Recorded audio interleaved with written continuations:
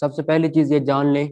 کہ جو عقائد ہم یہاں پر ڈسکس کریں گے یہ وہ عقائد ہے کہ جو اسلام کے بنیادی عقائد ہیں، یعنی کسی کا اسلام کے دائرے میں رہنے یا نہ رہنے کا جو وہ ڈیپینڈ کرتے ہیں وہ انہی عقائد پہ کرتے ہیں۔ اس لیے ان عقائد کو ہم سب کو جو ہے وہ انتہائی غور و فکر کے ساتھ دیکھنا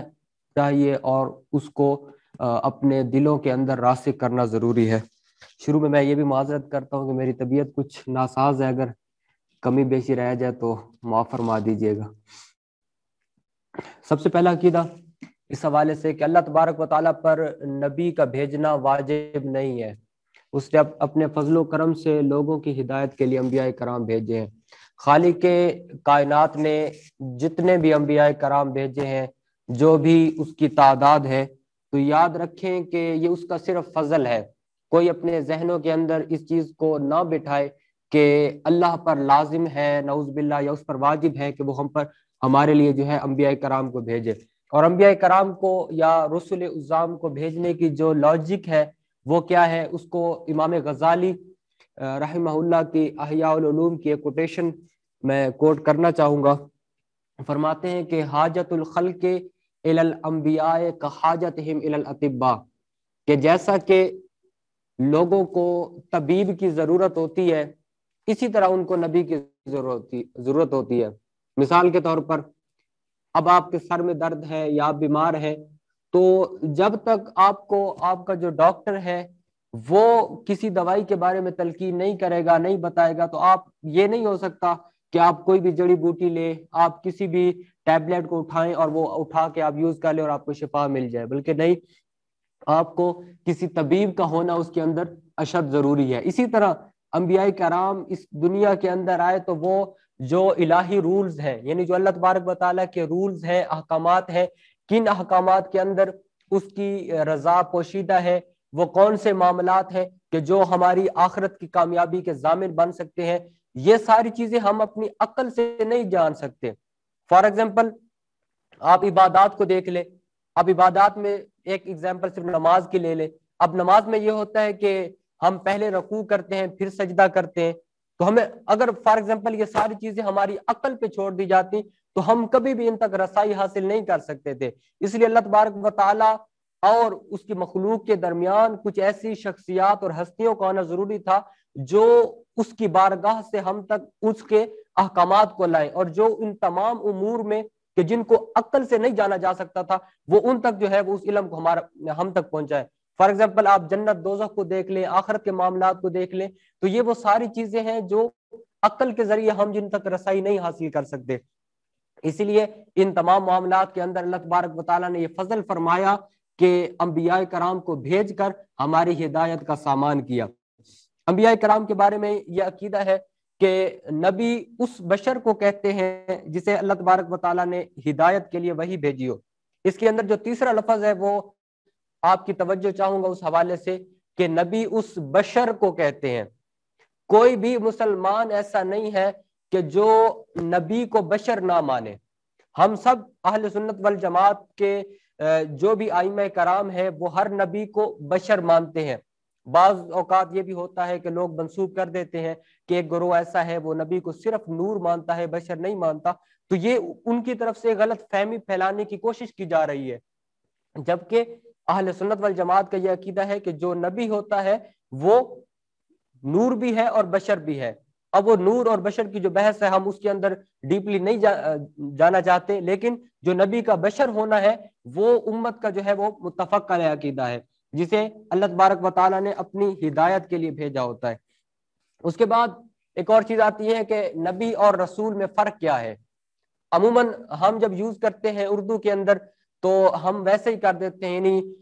نبی کو رسول کے معنی میں، رسول کو نبی کے معنی میں ہم کر لیتے ہیں، اور ہم سمجھتے ہیں کہ شاید یہ ایک ہی ہستی کے دو نام ہو سکتے ہیں۔ لیکن جب ہم جو علم الکلام کی کتب ہیں جب ہم ان کے اندر گہرائی میں جاتے ہیں تو ہمیں اس کے اندر جو ہے ایک فرق ملتا ہے۔ انہوں نے اس کو ڈیفرینشیٹ کیا ہے کہ نبی جو ہے وہ عام ہے، یعنی انبیاء کرام کو جس کو بھی اللہ تبارک و تعالیٰ کی طرف سے وحی ملی ہے اور وہ اس دنیا کے اندر مخلوق کی ہدایت کے لیے آیا ہے تو وہ نبی ہے۔ لیکن اس میں جو رسول ہیں وہ خاص ہے. وہ کیا خاصیت ہے کہ رسول وہ ہوتا ہے جس کو علیحدہ کتاب دی جائے یا صحیفہ یا اس کو علیحدہ شریعت دی جائے تو وہ رسول ہوتا ہے. یعنی اب آپ یہ سمجھ لیں کہ کم و بیش، اور اس میں دوسری چیز یہ ہے کہ انبیاء کی تعداد کو 100% ہم فکس نہیں کر سکتے. یعنی ہم یہ نہیں کہہ سکتے کہ 1,24,000 انبیاء کرام ہے. اس کی وجہ کیا ہے کہ جو ہمیں اس حوالے سے رول ملا ہے اس میں بھی مکمل حتمن کوئی فگر ہمیں نہیں دیا گیا. اور جب حتمی طور پہ کوئی فگر نہیں دیا گیا تو پھر ہم بھی حتمی فگر نہیں کہہ سکتے. فار ایگزامپل 1,24,000 سے اگر ایک اوپر ہو اور ہم 1,24,000 کہیں تو گویا ہم نے ایک نبی کی جو ہے نبوت کا انکار کر دیا. یا 1,24,000 سے جو ہے وہ ایک کم ہے اور ہم نے کہہ دیا تو گویا ہم نے کسی غیر نبی کو نبی مان لیا. تو اس طرح کے مسائل کی وجہ سے علم الکلام کے جو متکلمین ہیں انہوں نے کہا کہ آپ نے ہمیشہ یہ کہنا ہے کہ کم و بیش 1,24,000، یعنی اس سے کم بھی ہو سکتے ہیں زیادہ بھی ہو سکتے ہیں، لیکن جو بھی ہیں جن کو بھی اللہ تبارک و تعالیٰ نے بھیجا ہم ان سب کو اپنے دل و جان سے تسلیم کرتے ہیں، ہم ان میں سے کسی کا بھی انکار نہیں کرتے. اور رسول وہ ہوتا ہے کہ جس کو علیحدہ شریعت اور کتاب دی گئی ہو. اور رسولوں کی تعداد جو ملی ہے وہ کم و بیش 313 ہے. یعنی 1,24,000 کم و بیش جو انبیاء کرام ہیں ان میں سے جو رسول ہیں ان کی تعداد کم و بیش 313 ہے. اس کے بعد اگلی چیز کہ انبیاء سب بشر تھے اور مرد، نہ کوئی جن نبی ہوا نہ عورت. قرآن پاک کے اندر بھی اس کو بیان کیا گیا ہے کہ کبھی بھی کسی جن کو نبوت نہیں عطا کی گئی اور اسی طرح کسی عورت کو بھی نبی نہیں بنایا گیا. اب بعد میں یہ ہوا کہ حضور نبی کریم علیہ السلام کے دور کے بعد ایک عورت نے نبوت کا دعویٰ کیا، یا ویسے بھی کئی ایسے مردود آئے جو نبوت کا دعویٰ کرتے رہے، لیکن یہ رول ہمیں امت کا ایک متفق علیہ ہے کہ نبی جو بھی ہوگا تو جو بھی گزرے ہیں پہلے نبی تو ان میں ایک خاصیت کیا تھی کہ وہ سارے بشر تھے اور سارے مرد تھے اور ان میں کوئی جن یا عورت نہیں تھا. اب آتے ہیں انبیاء کرام کے اوپر جو کتابیں نازل ہوئیں اس حوالے سے کہ بہت سے انبیاء کرام پر اللہ تبارک و تعالیٰ نے صحیفے اور آسمانی کتابیں اتاری ہیں. اور یہ جو مشہور نام ہے یہ تو ہم میں سے ہم نے اکثر جو ہے وہ بچپن سے اس کو سنا ہوتا ہے کہ جس میں تورات ہے یہ حضرت موسیٰ علیہ السلام پہ نازل ہوئی، زبور حضرت داؤد علیہ السلام پر، انجیل حضرت سیدنا عیسیٰ علیہ السلام پر، اور قرآن پاک جو ہے وہ رسول اللہ صلی اللہ علیہ وسلم پر نازل ہوا. اور قرآن کو سب سے افضل کتاب جو ہے وہ قرار دیا جاتا ہے. لیکن یہاں پر ایک تھوڑی سی وضاحت کی ضرورت تھی جو نیچے کر دی گئی ہے، وہ یہ ہے کہ جب چاروں کتب جو ہے وہ اللہ تبارک و تعالیٰ نے ہی نازل کی، جہاں سے آ رہی ہیں وہ ایک ہی مقام ہے، ایک ہی ذات ہے، تو پھر ہم قرآن کو افضل کیسے کہہ سکتے ہیں؟ تو یہ ایک سوال پیدا ہو سکتا تھا. تو اس کا جواب یہ دے دیا گیا کہ اگرچہ یعنی کتاب ہونے میں کوئی فرق نہیں ہے، لیکن جو ہمیں بتایا گیا ہے کہ قرآن کو پڑھنے میں ثواب زیادہ ہے، تو جب ہم فضیلت کہتے ہیں تو اس میں ہم ثواب کا اعتبار کرتے ہیں. یعنی ایک بندہ تورات پڑھ رہا ہے، ایک بندہ قرآن پڑھ رہا ہے، تو جو قرآن پڑھ رہا ہے اس کو ثواب زیادہ عطا کیا جائے گا، کیونکہ اللہ تبارک و تعالیٰ نے اس کی حفاظت بھی فرمائی ہے. اور یہ دیگر جو آسمانی کتب تھیں جو کہ تحریف کا شکار ہو گئی تھی، یعنی جن میں رد و بدل کر دیا گیا تھا، تو یہ کتاب جو ہے وہ الحمدللہ اللہ تبارک و تعالیٰ نے اپنے فضل سے اس کی حفاظت فرمائی ہے. اور باقی جو کتابیں ہیں اس کے حوالے سے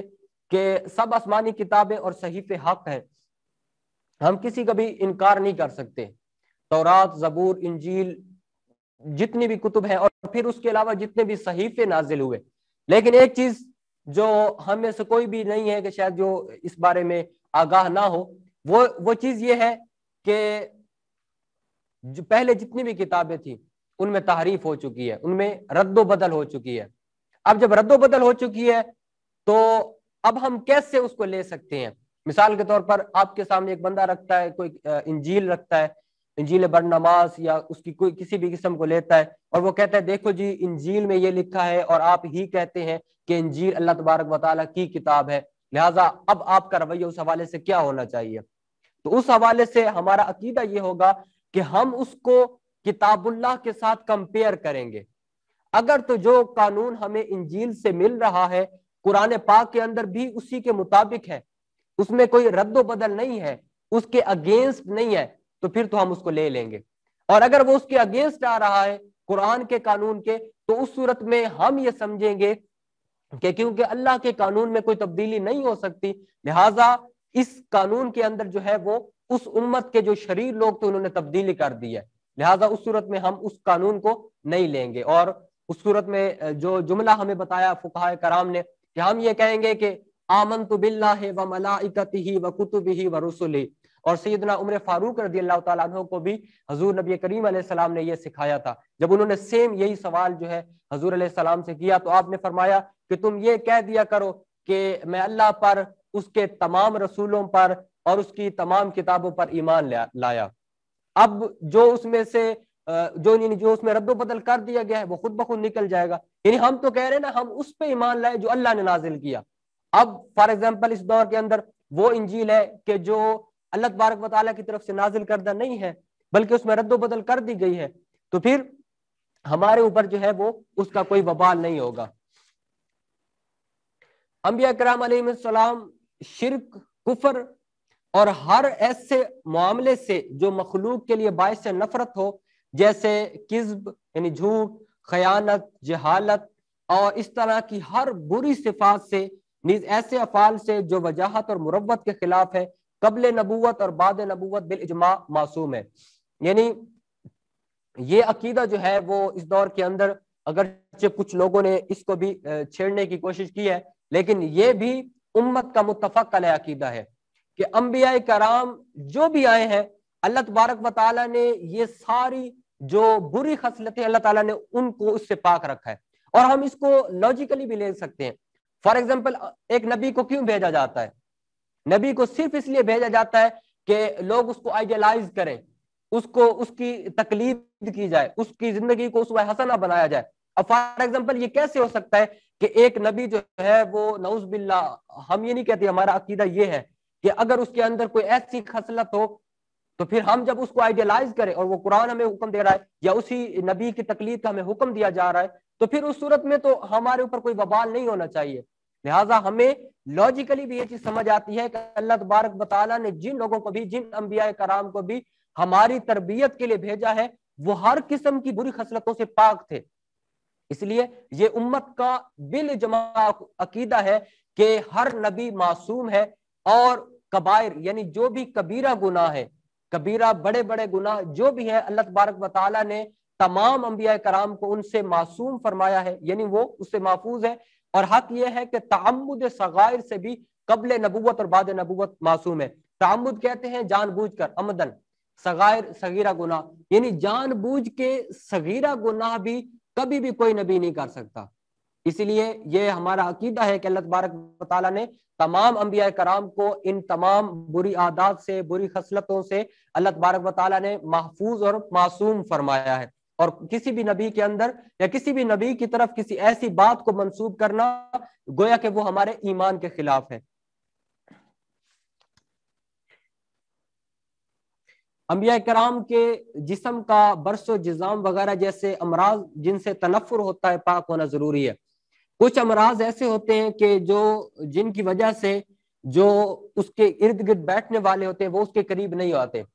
مطلب جیسے یہ برس کا مرض ہے یا جزام ہے، یہ متعدی ہوتا ہے، آگے پھیلتا ہے، تو اس صورت میں جو نبی ہوگا اس کو کبھی بھی ایسی کوئی بیماری نہیں ہوگی کہ جو اس کے ارد گرد بیٹھ، جیسے فار ایگزامپل آج کل تو ویسے ایک وبا کا دور ہے، کرونا ہے جو ایک بندے سے آگے پھیل رہا ہے، تو ایسی کوئی بھی وبا، کوئی بھی بیماری جو ایک سے آگے دوسرے کو پھیلے وہ کسی نبی کو نہیں ہو سکتی۔ اس کی وجہ یہ ہے کہ نبی کا مقصد یہ لوگوں کو اپنے قریب کرنا اور اپنے قریب کر کے ان کا تعلق اللہ کی ذات کے ساتھ جوڑنا ہے، اور خدا نہ خواستہ اگر کسی نبی کے ساتھ ایسا مسئلہ ہے تو پھر گویا کہ وہ جو حکمت ہے وہ اس کے اندر پائی نہیں جائے گی۔ اللہ تعالیٰ نے انبیاء کرام پر بندوں کی ہدایت کے لیے جتنے بھی احکامات نازل فرمائے تھے انہوں نے وہ سب پہنچا دیے، اور جو یہ کہے کہ کسی حکم کو کسی نبی نے چھپا کے رکھا یا تقیہ کیا، خوف کی وجہ سے نہیں پہنچایا، تو وہ کافر ہے۔ اس دور کے اندر ایک دھیمی سی کچھ ایسی آوازیں بھی سننے کو ملتی ہیں کہ کچھ احکامات کو انبیاء چھپا دیتے ہیں کیونکہ ان کو نعوذ باللہ ڈر ہوتا ہے، لیکن وہ بعد میں جو ہے وہ ظاہر ہوتے ہیں۔ تو کوئی بھی نبی خدا کے علاوہ کسی سے نہیں ڈرتا، یہ عقیدہ ہونا چاہیے۔ اور جو یہ کہے کہ ایک نبی نے لوگوں کے ڈر سے بعض احکامات کو چھپا کے رکھا اور بعض میں خفیہ طور پہ کسی کو بتا دیا، تو گویا کہ وہ اسلام کے خلاف ہے، اور ہمارے علماء متکلمین نے اس کو کافر قرار دیا ہے، کیونکہ نبی اس دنیا کے اندر آتا ہی ہر چیز کو ایلیبوریٹ کرنے ہے، اس کی وضاحت کرنے آتا ہے، ایک ایک چیز کو کھل کے بیان کرنے آتا ہے. تو یہ کیسے ممکن ہے کہ ایک نبی جو ہے وہ ایک چیز سے ڈر رہا ہو کہ میں ان کو کہہ دوں تو ان کا جو ہے ان کا ریئیکشن کیا ہوگا، یا ان کا میرے بارے میں خیال کیا ہو جائے گا. تو یہ بالکل جو ہے وہ اسلام کے بنیادی عقائد کے خلاف ہے. احکام تبلیغیہ میں انبیاء کرام سے جو سہو یا نسیان ہے وہ بھی محال ہے. یعنی یہ نہیں ہو سکتا کہ تبلیغ کے معاملات میں کسی نبی کو بھول ہو جائے، یعنی وہ بھول جاتے ہوں بار بار کسی چیز کو. تو یہ بھی تبلیغ کے معاملات کے اندر اللہ تبارک و تعالیٰ نے ان کو اس سے بھی محفوظ رکھا ہے. اب آتے ہیں اگلا عقیدہ کہ اللہ تبارک و تعالیٰ نے انبیاء کرام کو اپنے غیوب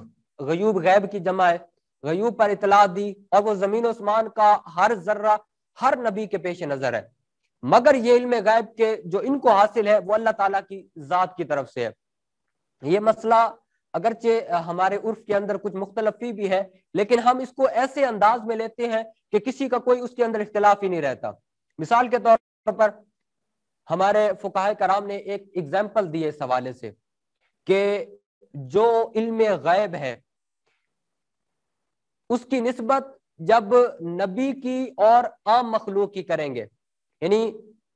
نبی کے علم کو جب عام مخلوق کے علم سے ہم کمپیئر کریں گے تو ہم اس کو ایسے لیں گے کہ گویا کہ ایک نبی کا جو علم ہے وہ ایک وسیع سمندر ہے، اور اس کے مقابلے میں جو پوری مخلوق ہے اس کا علم اس سمندر کے مقابلے میں ایک قطرے کے برابر بھی نہیں ہے. میں یہ نہیں کہہ رہا ایک قطرے کے برابر ہے، میں کہہ رہا ہوں ایک قطرے کے برابر بھی نہیں ہے. یعنی ایک طرف نبی کا علم پورا ایک سمندر، اور اس کے مقابلے میں تمام مخلوق کا جو علم ہے وہ ایک قطرے کے برابر بھی نہیں ہے. یہ انبیاء کے علم کے بارے میں ہمارا عقیدہ ہے. لیکن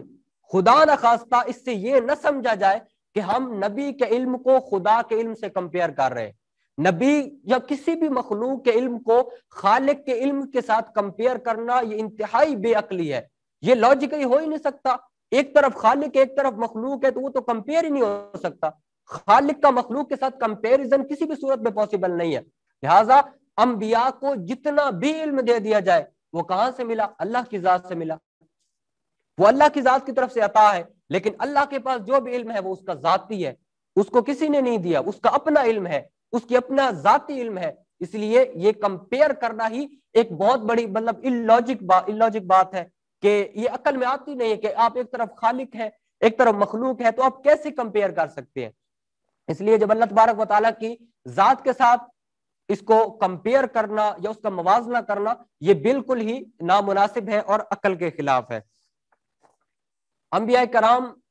تمام مخلوق یہاں تک کہ رسل ملائکہ سے بھی افضل ہیں، اور کوئی بھی ولی کتنا ہی بڑے مرتبے والا ہو کسی نبی کے برابر نہیں ہو سکتا،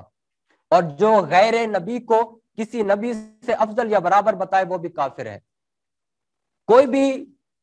جو نبی نہیں ہے غیر نبی ہے اس کو اگر نبی کے برابر بتائے یا اس کو فضیلت دے تو وہ اسلام سے خارج ہو جائے گا. نبی کی فضیلت کے برابر کوئی بھی غیر نبی کسی بھی حالت میں اس فضیلت کو نہیں پا سکتا، چاہے وہ ساری زندگی سجدے میں ہی کیوں نہ گزار دے. انبیاء کی فضیلت کے مقابلے میں کسی کی بھی فضیلت نہیں ہو سکتی، اور یہ بھی امت کا جو ہے وہ اجماعی عقیدہ ہے. انبیاء کرام اپنی اپنی قبروں میں اسی طرح بحیات حقیقی زندہ ہیں جیسے دنیا میں تھے. یعنی وہ کھاتے پیتے ہیں، جہاں چاہے آتے جاتے ہیں. تصدیق وعدہ الہیہ کے لیے ایک آن کو ان پر موت طاری ہوئی تھی، پھر وہ اسی طرح زندہ ہے، اور ان کی زندگی شہداء کی زندگی سے بہت بلند ہے. انبیاء کرام کی زندگی کے بارے میں سوال بھی ہوا تھا رسول اللہ صلی اللہ علیہ وسلم سے. سنن ابن ماجہ شریف کے اندر یہ حدیث پاک موجود ہے. تو جب سوال ہوا تو رسول اللہ نے یہ فرمایا ان اللہ حرم علی الارض ان تأکل اجساد الانبیاء فنبی اللہ حی یرزق. فرمایا کہ اللہ تعالیٰ نے زمین پر یہ حرام قرار دیا ہے کہ وہ انبیاء کے جسموں کو کھائے. اللہ تعالیٰ نے حرام قرار دیا ہے، اور اس کے بعد فرمایا فنبی اللہ حی یرزق. جو اللہ کا نبی ہوتا ہے وہ زندہ بھی ہوتا ہے اور اس کو رزق بھی دیا جاتا ہے. اس لیے انبیاء کرام زندہ ہے، اور یہ عقیدہ بھی جو اس کو امام نصفی نے شرح عقائد نصفیہ کے اندر بیان کیا، اور یہ جو شرح عقائد نصفیہ ہے اس کو ایز اے ریفرنس بک بھی آپ لے سکتے ہیں۔ یہ شرح عقائد نصفیہ ہماری پوری امت کی یعنی اہل سنت والجماعت کے جتنے بھی گروہ ہیں، چاہے وہ مالکی ہے، حنبلی ہے، وہ شافعی ہے، وہ اسی طرح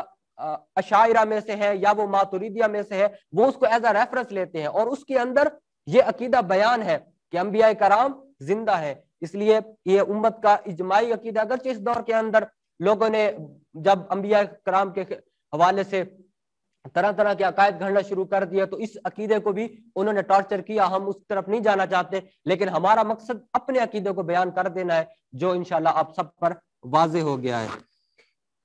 انبیاء کرام علیہ السلام کے مختلف درجات ہیں، جن میں سے بعض کو بعض پر فضیلت حاصل ہے۔ اللہ تبارک و تعالیٰ نے فرمایا نا وَتِلْكَ الرُّسُلُ فَضَّلْنَا بَعْضَهُمْ عَلَى بَعْضٍ، بعض انبیاء کو ہم نے بعض پر فضیلت دی ہے۔ نبی ہونے میں تو سارے برابر ہیں، سارے نبی ہیں، لیکن جب فضیلت کی بات آتی ہے تو اللہ تبارک و تعالیٰ نے خود فرمایا کہ ہم نے بعض کو بعض پر فضیلت دی ہے۔ سب سے زیادہ جو فضیلت حاصل ہے وہ اولو العزم رسول ہیں۔ ویسے بھی اگلی سلائیڈ کے اولو العزم رسول میں پھر یہ ترتیب ہے، اولو العزم رسول 5 ہیں، اور ان جو باقی 4 ہیں ان کے جو سردار ہیں وہ رسول اللہ صلی اللہ علیہ وسلم، اور رسول اللہ کو سید و اولی العزم کہتے ہیں۔ یعنی اس طرح ہم اس کی 4 کیٹاگرائز کر سکتے ہیں اس کو۔ پہلے میں نبی، تمام نبی آ جائیں گے، پھر اس کے بعد تمام رسول آ جائیں گے، تیسرے نمبر پر جو اولو العزم رسول ہے اس میں ہم 4 رسولوں کو لیتے ہیں، اور 5ویں نمبر پہ سید اولی العزم جو ان 4 کے بھی سردار ہیں وہ ہمارے کریم نبی علیہ الصلوۃ والسلام ہے۔ تو یہ بھی جو اولو العزم کی کیٹاگرائزیشن ہے یہ بھی اسی طرح جو ہے وہ ابتدا سے کی جا رہی ہے کہ اولو العزم رسولوں میں سب سے پہلے سیدنا رسول اللہ صلی اللہ علیہ وسلم کی ذات ہے۔ آپ کے بعد جو مقام ہے وہ حضرت ابراہیم خلیل اللہ علیہ السلام کا ہے۔ سیدنا ابراہیم کے بعد مقام ہے سیدنا موسیٰ علیہ السلام کا۔ سیدنا موسیٰ علیہ السلام کے بعد ہے سیدنا عیسیٰ علیہ السلام کا۔ سیدنا عیسیٰ علیہ السلام کے بعد ہے سیدنا نوح علیہ السلام کا، اور نوح علیہ السلام کے بعد ہے باقی تمام رسولوں کا، اور باقی تمام رسولوں کے بعد مقام حاصل ہے تمام انبیاء کا۔ تو یہ فضیلت میں یہ جو علم الکلام کے ہمارے ائمہ کرام ہیں انہوں نے یہ ترتیب ہمیں دی ہے جو احادیث سے بھی ثابت ہے، اور اسی طرح دیگر ہماری جو کتب ہے اس سے یہ ترتیب ہمیں ملتی ہے۔ اب آتے ہیں نبی کا جو دعوی نبوت ہوتا ہے، بعض اوقات انبیاء کرام جو ہے وہ تحدی کے طور پر یعنی چیلنج کے طور پر معجزہ پیش کرتے ہیں۔ فار ایگزامپل بہت سے انبیاء کرام تھے جن سے چیلنجن معجزہ لیا گیا، یعنی اگر آپ سچے ہیں تو آپ یہ معجزہ دکھائیں، اور الحمدللہ جو جتنے بھی انبیاء کرام تھے انہوں نے مختلف معجزے دکھائے، جیسے حضرت صالح علیہ السلام کی اونٹنی کا معجزہ ہے، سیدنا عیسیٰ علیہ السلام کا معجزہ ان کا مردوں کو زندہ کرنا، سیدنا موسیٰ علیہ السلام کا معجزہ تھا وہ عصا کا سام بن جانا، اور رسول اللہ صلی اللہ علیہ وسلم کے دست اقدس پر بھی کثیر معجزات جو ہے وہ ظاہر ہوئے۔ تو یہ جو معجزات ہیں یہ بیسیکلی یہ محال یعنی ایسے امور کے بارے میں ہوتے جو عادتاً نہیں ہو سکتے۔ فار ایگزامپل جیسے مردوں کا زندہ ہونا ہے، تو اب اگر ہم اس کو لاجیکلی لیں تو اب مردہ ویسے کبھی زندہ نہیں ہو سکتا، لیکن جب اللہ تبارک و تعالیٰ کا کوئی بھی نبی اس چیلنج کو ایکسیپٹ کرتا ہے یا اپنے دعوے کو سچا ثابت کرنے کے لیے کوئی ایسی چیز کا چیلنج کرتا ہے تو اس کو ہم معجزہ کہتے ہیں۔ اور پھر آگے معجزے کی طرح اس کے جو خلاف عقل اور چیزیں ہیں ان کی مختلف اقسام بیان کی گئی ہے کہ جو نبی ہوتا ہے جو نبوت سے پہلے اگر اس سے کوئی ایسا معاملہ ظاہر ہو، جیسے ہمارے کریم نبی علیہ السلام کے بارے میں روایات میں آتا ہے کہ آپ علیہ السلام کے بچپن سے ہی بہت سے ایسے معجزات آپ کے دست اقدس پہ ظاہر ہوئے، تو اگر وہ نبوت کے اظہار یعنی بعثت نبوت سے پہلے ہے تو اس کو ہم ارحاس کہتے ہیں، اور اگر نبوت کا دعویٰ کرنے کے بعد اور بعثت نبوت کے بعد ہے تو اس کو معجزہ کہتے ہیں، اور اگر وہی خلاف عقل جو چیزیں ہیں کسی ولی سے ظاہر ہو رہی ہیں تو اس کو کرامت کہتے ہیں، اور اگر کسی عام مومن سے ظاہر ہو رہی ہیں تو اس کو معونت کہتے ہیں، اور اگر کسی فاجر فاسق یا کافر سے ظاہر ہو رہی ہیں تو اس صورت میں اس کو استدراج کہتے ہیں۔ استدراج کہتے ہیں، یہ قرآن پاک کے اندر بھی لفظ استعمال ہوا ہے کہ درجہ بدرجہ کسی کو عذاب کی طرف لے دینا، کسی کی رسی کو ڈھیل دے دینا۔ اونٹ کی رسی کو لوگ چھوڑ دیتے ہیں، تھوڑا ڈھیلا کر دیتے ہیں، اونٹ سمجھتا ہے کہ میں جو ہے وہ بالکل آزاد ہو گیا ہوں، تو جب وہ بھاگنے لگتا ہے تو اس کو پتہ چلتا ہے کہ میں آزاد نہیں ہوا بلکہ مجھے ڈھیل دی گئی ہے۔ تو اسی طرح کفار کو بھی ڈھیل دی جاتی تھی، اور بہت سارے ایسے فاسق فاجر تھے کہ جن کو ڈھیل دی گئی اور وہ سمجھتے تھے کہ یار ہم تو بہت بڑی چیز ہے. مسلمہ کذاب کا بھی واقعہ ہے کہ وہ سفر میں جا رہا تھا تو پانی کی ان کو پیاس لگی, بڑی ضرورت تھی, تو انہوں نے پوچھا اس سے, تو انہوں نے کہا فلاں جگہ پہ جاؤ, وہاں پہ کنواں ہوگا. تو وہاں کنواں موجود تھا, تو اس نے اسی بات کو بنیاد بنا کے نبوت کا دعویٰ کر لیا, اور جو جاہل لوگ تھے وہ اس کے ساتھ اکٹھے ہو گئے. تو اس طرح اللہ تبارک و تعالیٰ نے بہت سے لوگوں کو استدراج یعنی ڈھیل دی ہے. تو یہ بھی ہوتا ہے. اور یہ انبیاء کرام کے حوالے سے مختصر عقائد تھے. کل انشاءاللہ ہم رسول اللہ صلی اللہ علیہ وسلم کی ذات کے حوالے سے جو ہمارے عقائد ہیں, اور اسی طرح قرآن پاک کے حوالے سے جو ہمارے عقائد ہیں, ہم اس کو بیان کریں گے. اب اگر کسی کا کوئی سوال ہو تو آپ بیان کر سکتے ہیں.